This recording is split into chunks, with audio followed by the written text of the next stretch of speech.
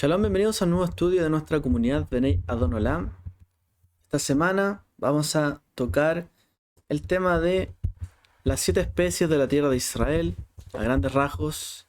Estamos, cierto, en días donde se cuenta una primicia de la tierra, lo cual es, cierto, la gavilla de cebada. Pero bueno, lo cierto es que a la tierra de Israel se le define por ser una tierra de varios frutos, ¿cierto? Varios frutos. Y en realidad eso tiene una importancia quizás diaria que se refleja, ¿cierto? En la bendición que se recita eh, cuando se comen frutos de la tierra. Así que vamos a ver un poquito qué representan estos frutos de manera sencilla. No vamos a extendernos mucho en esto. Y bueno, la aplicación y la bendición que se dice hasta el día de hoy por estos. Son días, ¿cierto? De recolección.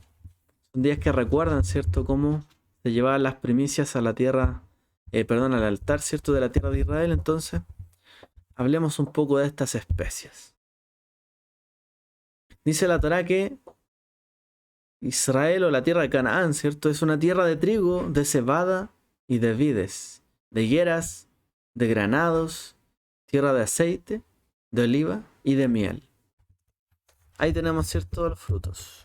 Trigo, cebada, vid, higueras, granados, aceite de oliva o, como decir, las aceitunas, ¿cierto? El olivo y miel.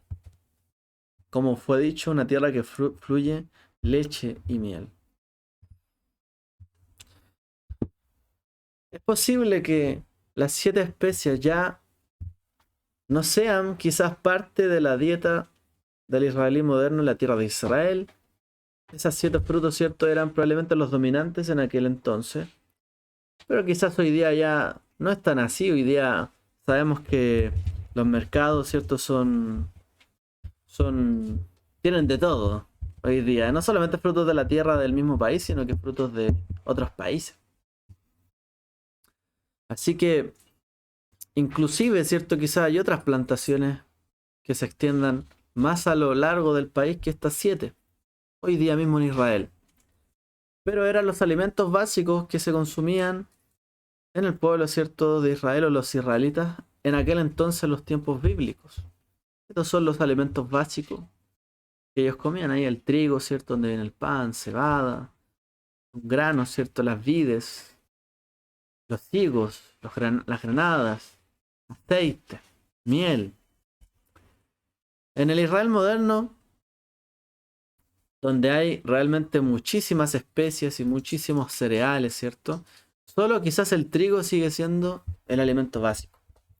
Sin embargo, de estas 7 especies que menciona la escritura, también dominan, ¿cierto? Grandes áreas de los campos de Israel, campos agrícolas, que obviamente sigue teniendo estas palabras un impacto, ¿cierto? En el estado moderno de Israel y en la gente que vive aquí, ¿cierto? Que vive ahí, ¿cierto? En la tierra. Veamos entonces. La tierra dice que es una tierra de olivos o de aceitunas. Bueno, más que cualquier otra fruta, hablemos de la aceituna. Esta simboliza muchas cosas dentro de la escritura. Una de estas, ¿cierto? Es la continuidad. Cuando uno mira, ¿cierto? Los olivos o los olivares, ¿cierto?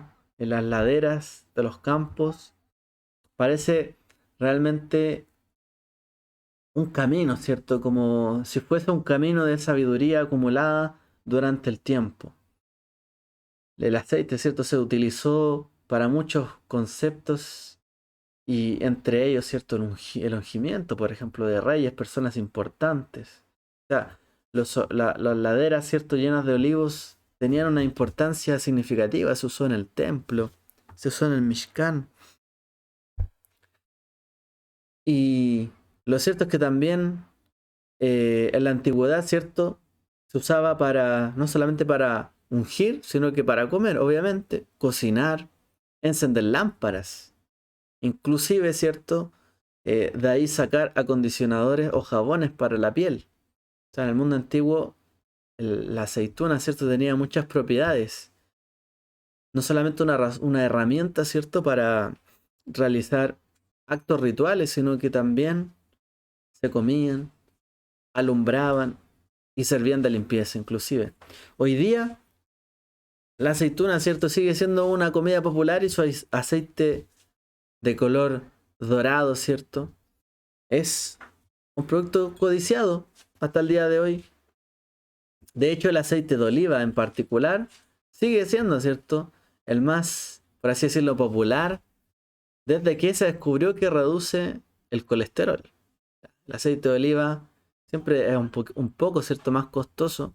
Y es porque tiene otras propiedades. Y sigue siendo un bien muy preciado.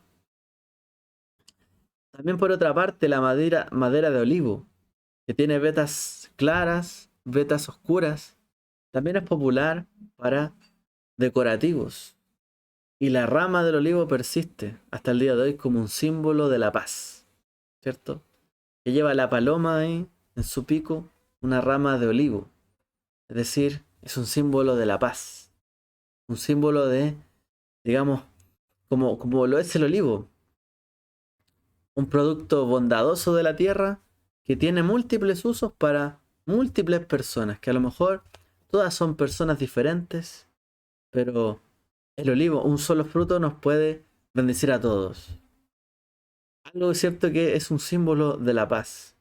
Quizás entre otras definiciones, ¿cierto? Pero realmente la aceituna o el olivo, ¿cierto? Fue dado como un fruto muy noble de la tierra y característico de la tierra de Israel. De hecho, Israel también fue comparado, ¿cierto?, con el olivo.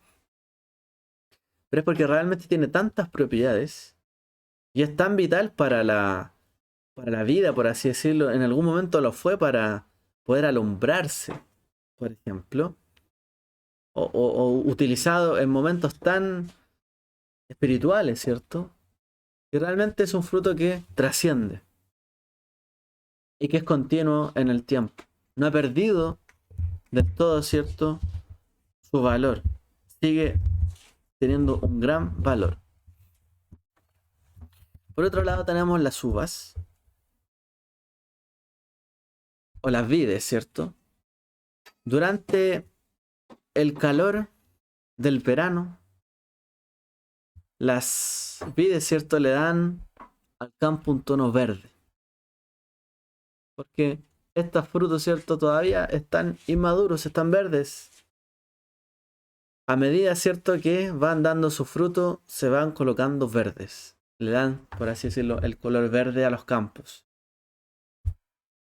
Una de las cosas que más se utilizaron, ¿cierto?, con las uvas hasta el día de hoy es el vino.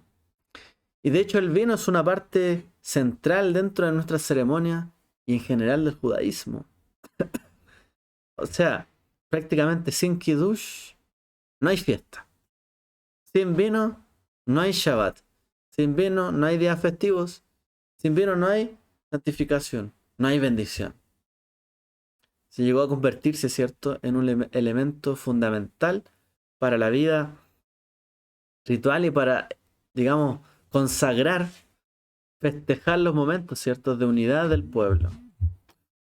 En la antigüedad también las uvas se usaban para condimentar y como vinagres, ¿cierto?, cuando éstas maduraban.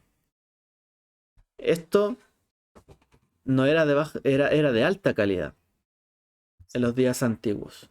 Hoy día, ¿cierto?, en los días actuales, prácticamente lo que más se usa o lo que más se le saca provecho muchas veces a las uvas, ¿cierto?, es el vino. El vino es conlleva una industria muy grande, importante.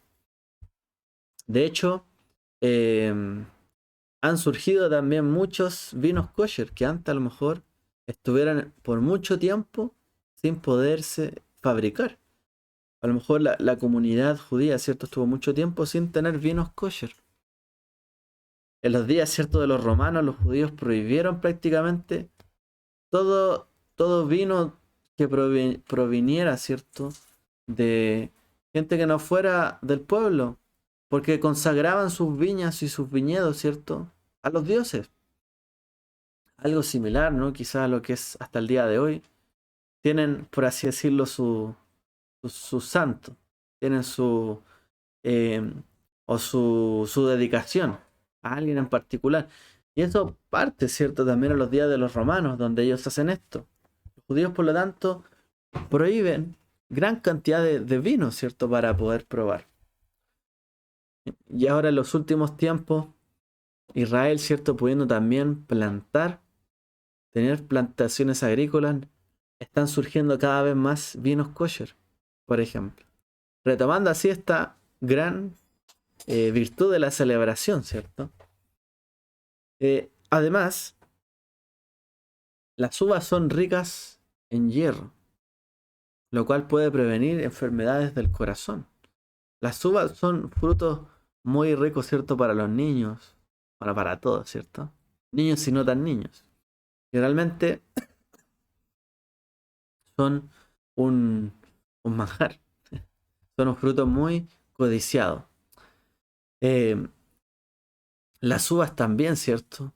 Se utilizan en la escritura para a veces describir nuestra relación, ¿cierto? Con el Mesías dice que prácticamente nosotros somos como los que nos tomamos, ¿cierto? De las ramas y estamos sostenidos en él. Somos como las uvas que están sostenidas en los pámpanos, ¿cierto? De, de cada rama o racimo. También con uvas, ¿cierto? Descubrieron los hijos de Israel la tierra de Canaán, a la cual, ¿cierto? Enviaron espías. Hoy día inclusive las uvas, ¿cierto? Con, inclusive con carne y arroz y las hojas de parra, estamos hablando de algún plato de Israel, ¿cierto? Son un plato también bien popular. O sea, también se suelen usar en algunas comidas, ¿cierto? Para endulzar, por así decirlo, darle el sabor agridulce hasta el día de hoy. Hablemos del trigo. El trigo llega, ¿cierto? En una época donde se pasa, ¿cierto? En Israel desde el invierno fresco y húmedo hasta una primavera, eh, bueno, que continúa, ¿cierto? A ver, ¿cómo? Eh, pasa, ¿cierto? Bueno, el trigo viene desde una época, una estación, hasta la otra, o sea, realmente puede ir pasando, ¿cierto? Y lo ideal es desde el invierno hasta la primavera. Ese es como el periodo donde más se da el trigo. Se cultiva el trigo, sobre todo en Israel. Hoy día, ¿cierto? En Israel, en el Negev, en el norte, ¿cierto? Es prácticamente el pan de cada día, como dice, ¿cierto? La oración. El trigo, ¿cierto? Llena, ¿cierto? Los campos del norte del Negev de Israel. En invierno, por ejemplo, también los campos de Kiryat Gat se transforman en verdes, ¿cierto? Pero luego, ¿cierto? Finales de la primavera son campos dorados, ¿cierto? Como el color del trigo. Antes, precisamente, de que comience la fiesta de Shavuot. Entonces, cuando el trigo, ¿cierto? Queda o está listo, justo antes de Shavuot, que es donde se consagran, ¿cierto? Los panes, ¿cierto? Los dos panes. Y es, por lo tanto, también el trigo una de las primicias por lo cual se celebra aquella festividad. Ahora, ¿cierto? Estamos de Pesaj, viene Shavuot, están los primeros frutos de la cebada, pero también llegarán los frutos del trigo, ¿cierto? Y el trigo también madurará y será presentado en Shavuot. En los tiempos bíblicos, así como también hoy, el pan era un alimento, ¿cierto? Básico de la tierra de Israel. Ellos tenían panes, así como nosotros, como eran más tipos como las ayuyas, que a ver si alguien no es de Chile, es como un pan redondo, ¿ya? Un pan redondo más delgado. Así comían los panes o si no hacían tortillas, ¿cierto? Los días antiguos. Y esa era una comida común, gracias.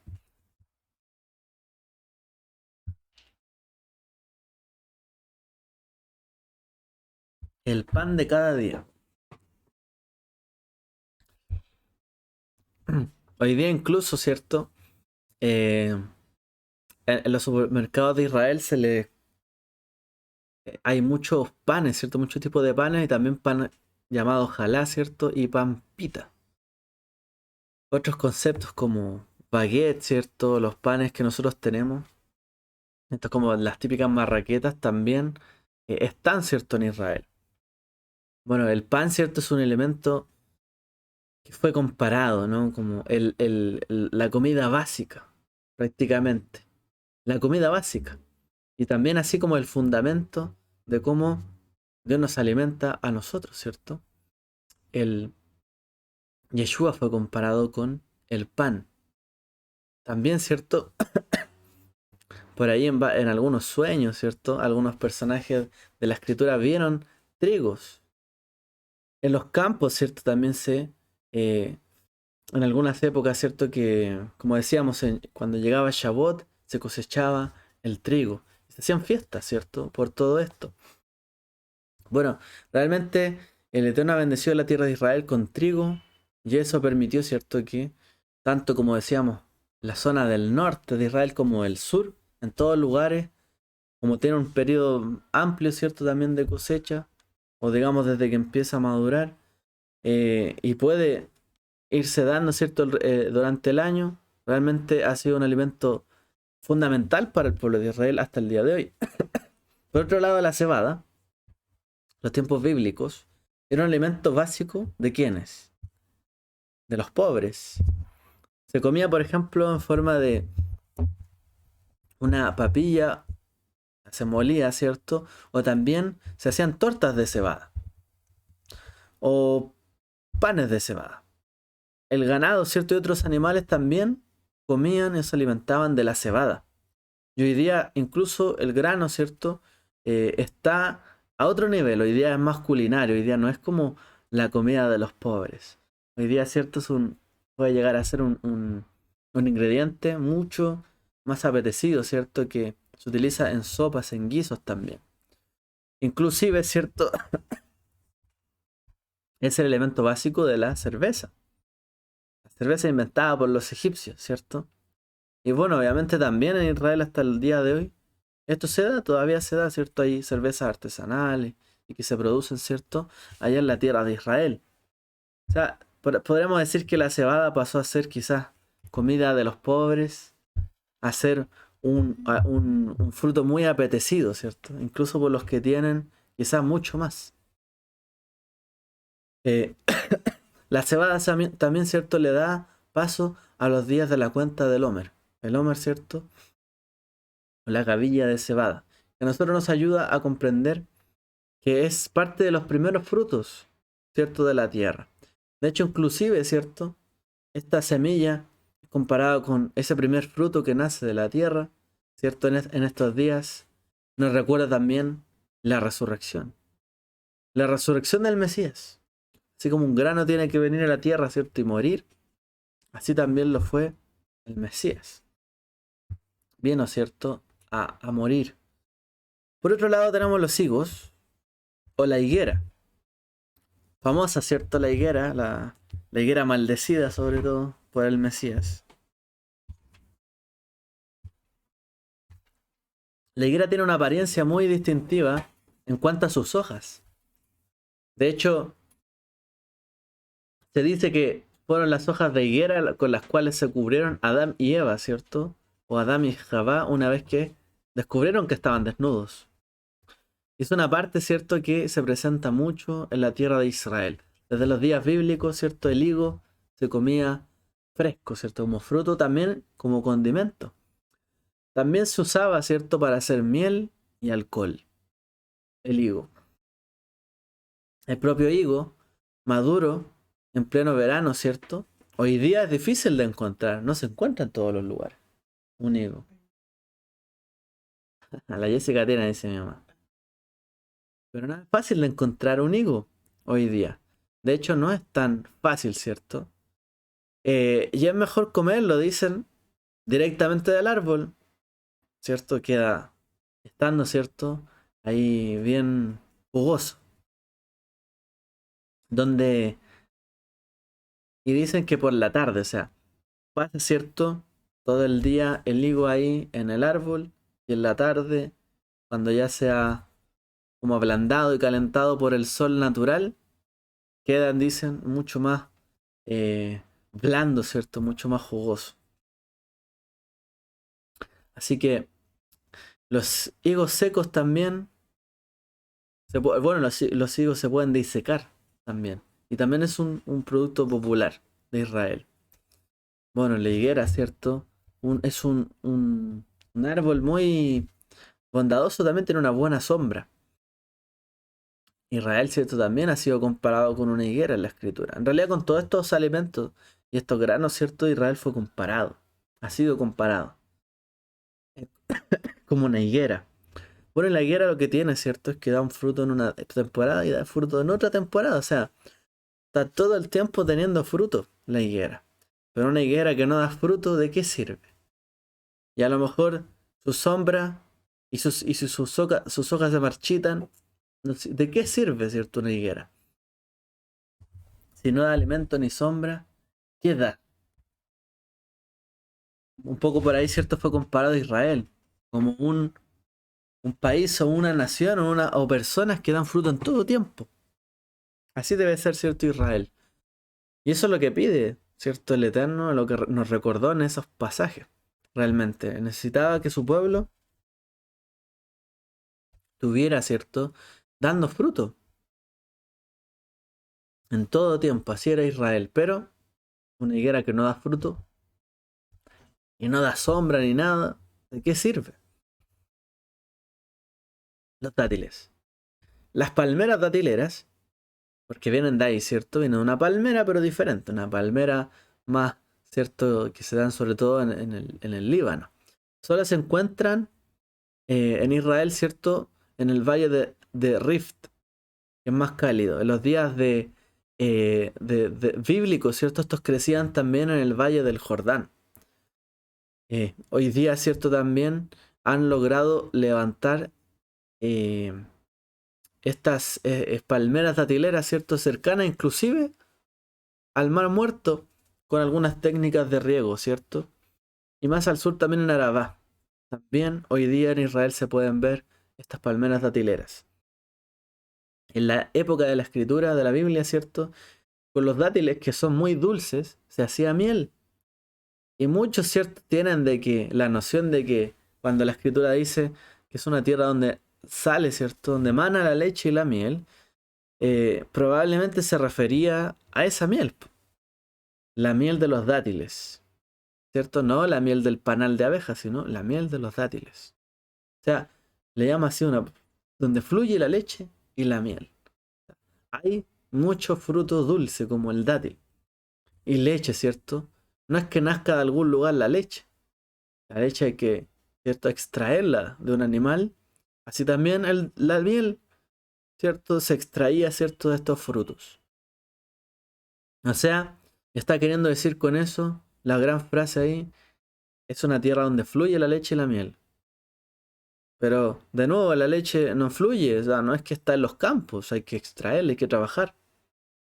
Así también la miel, no es que está destilando por los campos, hay que cosechar, retirar el fruto, ¿cierto? Y hacerlo miel. O sea, en el fondo el Eterno les dijo al pueblo de Israel, es una tierra donde fluye la leche y la miel. Si trabajas, si la trabajas, si la cuidas, te va a dar, la tierra te va a dar, en el fondo. No es como que te da de por sí gratis, no es un paraíso. No es que fluye como un paraíso, ¿cierto? Que a lo mejor, hoy hay un río de miel, un fantasioso. No, es una tierra que les va a dar. Si trabajan, si me siguen, si guardan mis mandamientos, les va a dar esta tierra. Hoy en día, ¿cierto?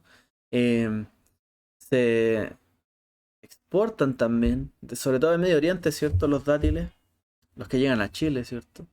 Vienen generalmente del Líbano, si no me equivoco. Y bueno, ¿ah? Y bueno, generalmente se van a la exportación porque son dulces, ¿cierto? Bueno, son muy dulces y son Comida bien apetecible hasta el día de hoy. Jessica dijo sí, ricos y dulces. Los higos de su mamá. Ah, sí, no, Re- exquisito. ricos y dulces, dice. Bueno, ¿quién tiene la bendición de tener higueras? Po? Por aquí en Chile también. Hablemos de las granadas. Aquí está. Los árboles de granada prevalecen. ¿Dónde? En Israel. En jardines. El árbol, cierto, tiene hojas verdes, flores rojas, llena de frutos. O sea, es un árbol bonito, muy lindo, cierto, a la vista. Sobre todo, cierto, estos frutos se comen cuando se celebra, cierto, dentro del judaísmo, Rosh Hashanah o Yom Teruah, cierto, el año nuevo. En esa época es donde más, cierto, se comen los granados o las granadas. Los frutos rojos, cierto, y así como con forma esférica, cierto, como un balón, una pelota. A menudo se arrancan también para decorar la azúcar. También se suele colocar, ¿cierto?, dentro del azúcar, así como limones, ¿cierto? Se colocan frutos dentro del azúcar durante la fiesta de Sukkot, ¿cierto? O sea, eh, las granadas vienen a ser un alimento, ¿cierto?, rico, ¿cierto?, en semillas, pero también por fuera es bello. Tiene flores rojas, ¿cierto? Eh, eh, ¿Cómo se llama? Las hojas verdes, ¿cierto? Este árbol. En los días de la Biblia, la granada se usaba para hacer vino y condimentos, además de su función como colorante. Es decir, con la granada también se puede hacer licor, alcohol. Bueno, hay, ¿cierto? Hasta el día de hoy. Y en los días de la Biblia también se usaba. Es decir, en esta época también se usaba y se tomaba ciertos frutos del producto, ¿cierto? De la granada. Entonces, también la granada es un fruto muy estético. Hoy día está muy valorado, ¿cierto? Porque es muy bello. Particularmente la corona también, que está cerca del tallo, es muy, muy bonita. La tradición judía, ¿cierto? Dice que este fruto se le puede comparar con la Torá porque tiene una gran cantidad de semillas. Así como la Torá tiene 613 mandamientos, una granada también podría llegar a tener tal cantidad, ¿cierto?, de semillas. Hoy día, ¿cierto? La granada se come tradicionalmente cuando, en Año Nuevo, como decíamos, en Rosh Hashanah, y rara vez, ¿cierto?, de otra manera. Tiene su época también. En Israel, cada uno de estos frutos tiene su época y en cada una de esas épocas, ¿cierto?, se disfrutan, etcétera. Hay una bendición particular, ¿cierto?, que se le llama Braja Me'en Shalosh, dentro, ¿cierto?, de la tradición judía, que se realiza después de comer una de estas 7 especies que acabamos de mencionar, ¿cierto? Y que aparecen en el libro de Devarim, Deuteronomio capítulo 8. Porque el Señor tu Dios te lleva a una tierra buena, una tierra de trigo, cebada, de vides, higueras, granados, tierras de olivo y de miel. Entonces, de nuevo, ¿por qué la Torah destaca estas 7 especies? Si en realidad la tierra de Israel produjo muchos otros tipos de alimentos, o sea, había lentejas, frijoles, ¿cierto? O porotos. Hierbas, ¿cierto? De varios tipos. Cebolla, se dan melones también. La tierra de Israel, champiñones, almendras, nueces, sidras, albaricoques, algarrobos, etcétera. Hay muchos tipos de frutos dentro de Israel. ¿Por qué se destacó entonces estos 7? Entonces, la tradición judía nos enseña que tienen un significado especial. Se relacionan también con un estatus sagrado, un estado sagrado y único, digamos, en la relación que tienen estos al darse en la tierra de Israel. O sea, son un fruto consagrado. El hecho de que la escritura los mencionara a estos 7 y no al resto, tienen un carácter consagrado. Es decir, estos son los frutos característicos de la tierra. También, cierto, se conectan estos frutos con qué? Con una promesa. ¿Qué promesa? La de que los hijos de Israel serían traídos de vuelta a la tierra de Israel. Es decir, los frutos también estos, con los cuales se comparó Israel, también, ¿cierto? Está implícita ahí en la escritura, cuando se comparó con estos frutos a Israel, que iban a retornar a esa tierra. Una tierra donde se daban estos tipos de frutos. Es decir, una característica de poder disfrutar una vez que los hijos de Israel volvieran del exilio era comer estos frutos dados por la tierra de Israel. Por ende, ¿cierto? Las ofrendas de las primicias que eran traídas, ¿cierto? Que eran llevadas digamos, al altar, al santuario, ¿cierto? Era realizado con estas 7 especies. Es decir, había un tiempo donde se llevaban los frutos de la tierra y se entregaban. Y se hacía una declaración, ¿cierto? Estos son los frutos que me ha dado la tierra, bajo tu bendición. Tierra que fluye la leche y la miel, ¿cierto? Eso aparece en Devarim, en Deuteronomio 26, 1, 11. Cuando se hacía esta declaración, vamos, echémosle un vistazo a esta declaración. Dice así: cuando entres en la tierra que el Señor tu Dios te da como posesión, la conquistas y te establezcas en ella. Coloca una parte de las primicias de cada cosecha en una canasta y llévalas al lugar de adoración designado, al lugar donde el Señor tu Dios elija, para que tu nombre sea honrado.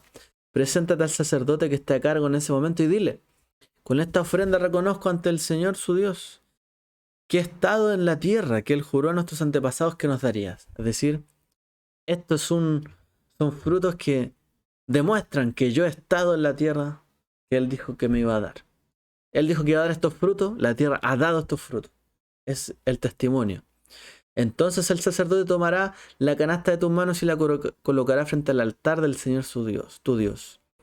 En la presencia del Señor tu Dios tendrás que decir: mi antepasado Jacob era un arameo errante que fue a vivir como extranjero a Egipto. Su familia era poco numerosa cuando llegó, pero en Egipto creció hasta volverse una nación grande y poderosa. Y cuando los egipcios nos oprimieron y nos humillaron al hacernos sus esclavos, nosotros clamamos al Señor, Dios de nuestros antepasados. Él oyó nuestro clamor y vio las privaciones, el trabajo pesado y la opresión que pasábamos. Y así el Señor nos sacó de Egipto con mano fuerte, con brazo poderoso, un terror aplastante, con señales milagrosas y con maravillas. Y nos trajo hasta este lugar y nos dio esta tierra, donde fluyen leche y la miel. Y ahora, oh Señor, te traigo las primicias de la tierra, de las cosechas que ha dado. Luego coloca estas primicias ante el Señor tu Dios y póstrate ante Él en adoración. Después podrás irte y celebrar todas las cosas buenas que el Señor tu Dios te ha dado a ti y a tu casa. No te olvides de incluir en la celebración a los levitas, a los extranjeros que viven en medio de ti. Es decir, dicen los sabios que en realidad esas primicias que llevaban eran de estos 7 frutos. Eran esos 7 frutos los que se llevaban, ¿cierto? Para agradecer. Y así declaraban ellos. Es decir, estos 7 frutos están conectados con el pasado y el presente y el futuro de Israel. Con el pasado, porque en realidad cuando vivían bajo duras cargas, ¿cierto? Y la esclavitud, y a lo mejor no tenían la facilidad de comer un fruto, plantar un fruto, regarlo y cosecharlo tranquilo, porque trabajaban para otros, plantaban para otros, cosechaban para otros, y ellos solo le quedaban, ¿cierto? Los rastrojos. Realmente, ¿cierto? En ese momento Israel no estaba bien. Pero luego, donde el Eterno les prometió que les iba a dar la leche donde fluía la leche, la tierra donde fluía la leche y la miel, ellos iban a poder plantar la tierra, regarla, sembrarla, ¿cierto? Y bueno, finalmente cosechar y comer de ella. Y no iban a trabajar para otros, sino que iba a ser una tierra que fluía leche y miel para cada uno de ellos. Es decir, trabajando ellos para ellos mismos, iban a poder cosechar y alegrarse y comer ante Dios. Entonces le dice, este verso nos enseña: no te olvides del día, ¿cierto? Cuando pasaste todo aquello. Por lo tanto declararás: mi antepasado era, ¿cierto?, un arameo errante que fue a vivir con extranjeros a Egipto. Pocos en número, pero tú los multiplicaste y llegaron a ser una gran nación. Por ello, nuestros enemigos nos oprimieron y nos quitaron cada vez más y más y más. Y ahí fue cuando Él nos sacó y nos trajo una tierra que fluye la leche y la miel. Entonces estos frutos son, ¿cierto?, un símbolo del pasado, el presente. Y también del futuro, como decíamos, de lo que Israel será también retornado a la tierra. Conmemora, ¿cierto?, el cumplimiento de la promesa que el Eterno les hizo. Hacerlos libres. Por lo tanto, después de comer cualquiera de estos granos o frutas, se acostumbra a recitar la bendición, ¿cierto? Me'en Shalosh.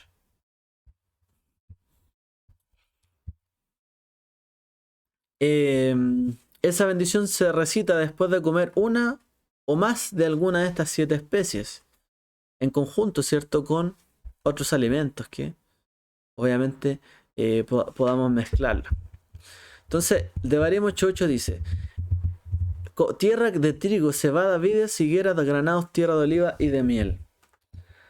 Las vides, ¿cierto?, se representan por las uvas. Y la miel, como dijimos, es la miel de los dátiles. Todo este tipo de productos dependen, ¿cierto?, ¿de qué cosa? De la justa cantidad de lluvia en la tierra de Israel. Dado, ¿cierto?, el clima y el paisaje, el medio ambiente, ¿cierto?, de Israel. Solo se pueden dar todos estos frutos si hay lluvia. Y la lluvia, ¿cierto?, en la Torah está asociada a la fidelidad del pacto. Es decir, si ustedes me obedecen, yo les daré la lluvia en su época, la temprana y la tardía, para que nada les falte. Es decir, el pueblo de Israel dependía que para que estos frutos se dieran, Dios enviara la lluvia. Y una vez que hubiesen enviado la lluvia, el pueblo debía agradecer con sus primicias. Es decir, son frutos que recuerdan el pacto, la relación. Salvo, por ejemplo, estas 7 especies, hay 5 de ellas que crecen arriba de los árboles. Y otras 2, como el trigo y la cebada, que son, ¿cierto?, frutos de la tierra, podemos decir. Y otros son frutos de árboles, crecen arriba. Hay que mirar hacia arriba, por así decirlo, para cosecharlos. Hay que hacer un esfuerzo y mirar hacia arriba. En cambio, las especias, ¿cierto?, por las que se reconoce, por ejemplo, la tierra de Egipto, según lo que dice la misma Torá en Números, dice que son pepinos, melones, puerros, cebollas y ajos. Es decir, la tierra de Egipto, dice la Torá, solo daba este tipo de frutos. Pepinos, melones, puerros, cebollas y ajos que estaban en la tierra. Se daban al ras del piso. Esto nos recuerda también que tenemos que mantenernos enfocados. Aquel que nos da la vida y nos sostiene, es decir, mirando hacia arriba. Cosechamos mirando, por así decir, hacia arriba. No hacia abajo, hacia arriba, mirando y sabiendo de quién viene nuestra provisión. Al recitar, ¿cierto?, la bendición, cada vez después de que comemos estos alimentos, y la bendición, ¿cierto?, consta en una alabanza, en una alabanza para la tierra de Israel. Y cómo el Eterno nos dio, ¿cierto?, esta gran tierra. Expresa también nuestra esperanza de que las cosas vuelvan a ser como están escritas ahí en la Torah.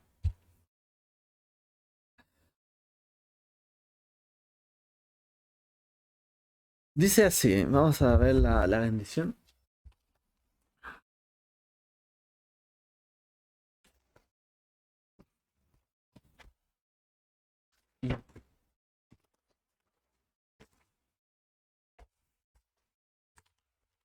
Ahí está en el...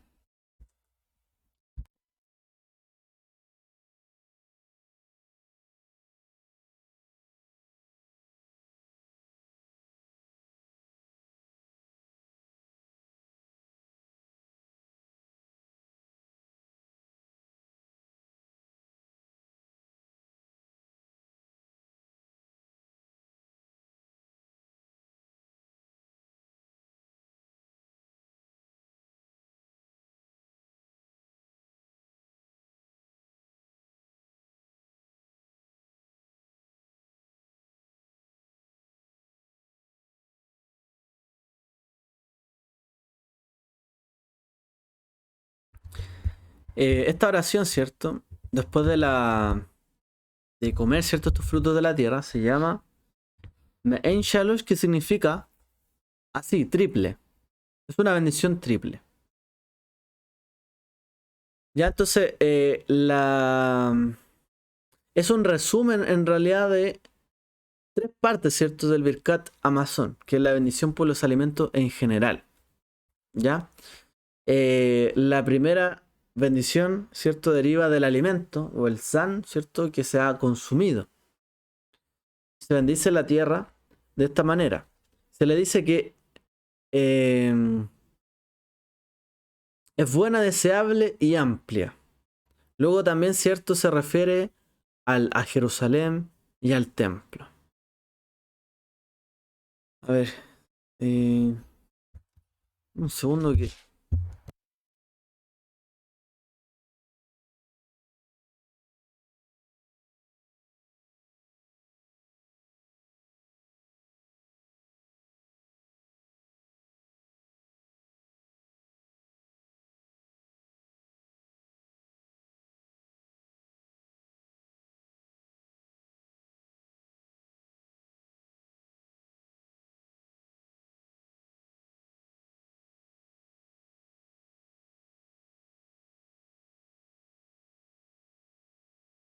Ya, dice así.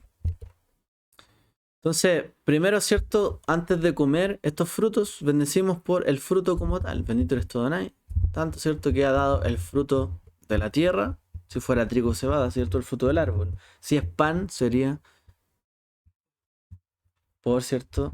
El pan que sale de la tierra, ¿cierto? Si fuera así. Entonces después se dice, bendito eres tú, Adonai, Dios nuestro, Rey del universo. Y ahí se dice, si ha comido, ¿cierto? Alguno de los 5 tipos de cereales por el sustento y el alimento. Si hay vino o vid, se dice por la vid y el fruto de la vid. Y si comió granadas, higos, aceitunas, dátiles, por el árbol y el fruto del árbol. Por el producto del campo, la tierra apreciada, buena, amplia, que tú generosamente has dado a nuestros antepasados como herencia, para comer de sus frutos, saciarse con su bondad. Apiádate, Adonai, nuestro Dios, de Israel, tu pueblo, de Jerusalén, tu ciudad, y de Sión la morada de tu gloria, de tu altar y de tu templo. Y reconstruye Jerusalén, ciudad sagrada. Rápidamente en nuestros días, haznos subir a ella y regocijarnos en ella, y te bendeciremos con santidad y pureza. Y ahí se puede agregar, ¿cierto? Si hay alguna festividad de por en medio. Pues tú dices, eres bueno, que haces el bien a todos, y te agradecemos por la tierra y y ahí se puede agregar, ¿cierto? El fruto de la vid, si fue el vino, el sustento, si fue, ¿cierto? Los cereales, o si fueron los frutos, por los frutos, bendito eres tú, Adonai, por la tierra y por los frutos. Amén. Y así, ¿cierto? Está esta pequeña bendición que nos recuerda así, Me'en Shalosh, la bendición triple. Y cuando tomamos, por ejemplo, el vino, nos alegramos en la mesa, tenemos que recordar, como bien dijimos, ¿cierto? De dónde el Padre, el Eterno, nos sacó. Pero también nuestro anhelo. Y el anhelo está ahí, descrito en la bendición. Dice, tú has dado a nuestros antepasados esto como herencia. Por eso te bendecimos, para comer de su fruto y saciarse con su bondad. Pero también dice, apiádate hoy de Jerusalén, de Israel tu pueblo, de la morada de tu gloria, etc. Apiádate hoy, para que puedas reconstruirla rápidamente en nuestros días y así bendecirte con santidad y pureza. Es decir, que te podamos bendecir de verdad por los frutos que tú das, ¿cierto? En la tierra cuando estemos plantados allí. En la tierra, ¿cierto? Donde fluye la leche y la miel. Esa es la promesa y eso se recuerda cada vez que recitamos esta bendición. Así que bueno, era un estudio con un contexto, ¿cierto? También práctico. Tenemos que dar una bendición cuando comemos, ¿cierto? Cuando bebemos frutos de la tierra de Israel, y también siempre recordar después de comer, ¿cierto? Dar las gracias. Decir, recitar una bendición y recordar que lo que hoy día estamos compartiendo en la mesa es también lo que Dios dio a nuestros antepasados. lo que nos ha dado hoy a nosotros y nuestro anhelo de futuro, ¿cierto? De que un día podamos sentarnos, así como contamos en la gavilla, el Homer, un día podamos ir a la tierra de Israel y ver ahí, ¿cierto?, cómo son presentadas las primicias. Un día podamos comer, disfrutar, bendecir, pero no solo aquí, sino que allí, junto con Él, estando, ¿cierto?, todos juntos en armonía.